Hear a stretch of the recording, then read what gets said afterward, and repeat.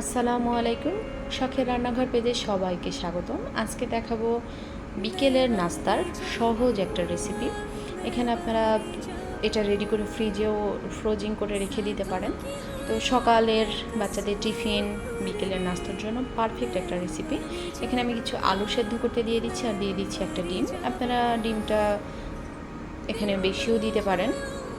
এখানে আমি একটা ডিমই ব্যবহার করছি। এখানে আমার কিন্তু আলু আর ডিমটা সেদ্ধ হয়ে গেছে।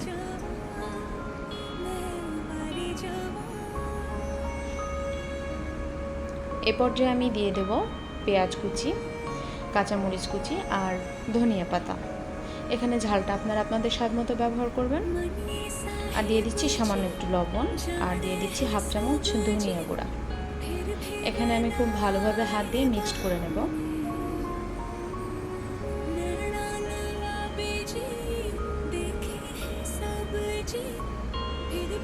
আর দিয়ে দিচ্ছি সেদ্ধ করা ডিমটা। আমি খুব ভালোভাবে মিক্সড করে নেব। আর দিয়ে দিচ্ছি সেদ্ধ করা আলুটাও আমি এগুলোর সঙ্গে খুব ভালোভাবে মিক্সড করে নেব। আমার কিন্তু মিক্সড করা কমপ্লিট, দেখতেই পাচ্ছেন। বিশেষ করে বাচ্চারা প্রত্যেক দিনই নতুন নতুন আইটেম রান্না করে দিলে বাচ্চারা খুবই খুশি হয়, এতে বাচ্চাদের খাবার রুচি বাড়ে। তো যাই হোক, আমি প্রায় ট্রাই করি যে নতুন কিছু বানিয়ে দেওয়ার, তো আপনাদের সঙ্গেও শেয়ার করলাম। আর এখানে আমি কড়াইয়ে গরম বসিয়েছি, দিয়ে দিচ্ছি অলিভ অয়েল। আপনারা যে কোনো তেল ইউজ করতে পারেন, তবে তেলের পরিমাণটা একটু বাড়িয়ে দেবেন। আর এখানে আমি রুটি বানিয়ে নিয়েছি। রুটিটা আসলে তেমন কোনো কিছুই না, জাস্ট একটু সামান্য লবণ, হালকা একটু তেল দিয়ে ময়দাটা আমি ভালোভাবে মাখিয়ে নিয়েছি। নিয়ে ঠিক আপনারা যেমনভাবে রুটি বানান সেমভাবে আমি রুটিটা তৈরি করেছি। আর এটার মধ্যে দিয়ে দিচ্ছি আমি যে পুরটা রেডি করেছিলাম আলু ডিম দিয়ে, সেটা আমি দিয়ে হাত দিয়ে খুব ভালোভাবে চেপে চেপে পুরো রুটিটা দিয়ে দেব। আপনারা কিন্তু দেখতে পাচ্ছেন আমি কিভাবে আলুর যে পুরটা করেছিলাম সেটা দিয়ে দিচ্ছি। এটা আমি হাত দিয়ে চারপাশ দিয়ে ভালোভাবে দিয়ে দেব। দিয়ে এটা একটু রোল করে নিতে হবে। আমি কিন্তু রুটিটা বেলার সময় একটু তেল ব্যবহার করেছি, আপনারাও একটু তেল ব্যবহার করে নেবেন। আর এখানে যদি আপনাদের রুটিটা লেগে যায় বা কোনো সমস্যা হয়, তাহলে কিন্তু আপনারা এখানে একটু শুকনো ময়দা ব্যবহার করে নেবেন। তাহলে কিন্তু রুটির যে আটাটা দেখতে পাচ্ছেন আমার কিন্তু একটু লেগে যাচ্ছে, তো এটা হবে না।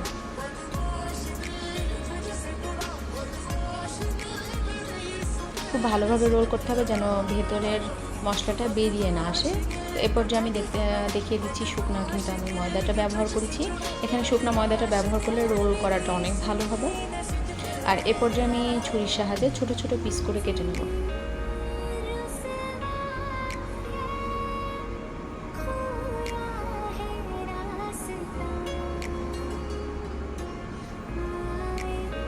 আপনারা চাইলে কিন্তু যে ফ্রোজেন পরোটা পাওয়া যায় এটা দিয়েও আপনারা বানিয়ে ফেলতে পারবেন।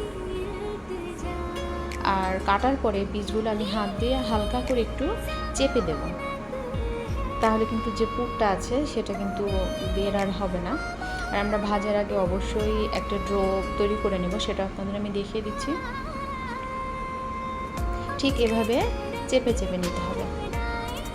আর এই পর্যায়ে আমি একটা বাটিতে একটা ডিম নিয়ে নিচ্ছি। ডিমটা ভেঙে নিয়েছি, দিয়ে দিচ্ছি সামান্য একটু লবণ আর সামান্য একটু মরিচ গুঁড়া দিয়ে খুব ভালোভাবে ডিমের কুসুমটা ফেটিয়ে নিতে হবে।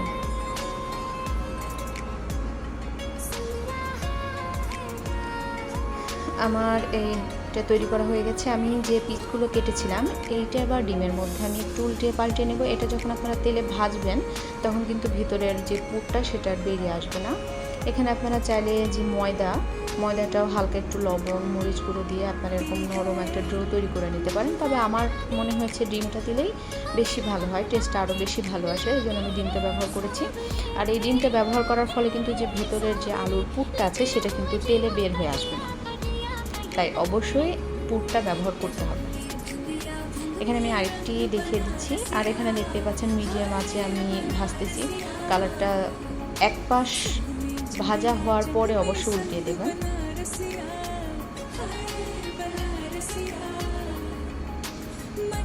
আমার কিন্তু ভাজা কমপ্লিট, আমি উঠিয়ে নিচ্ছি।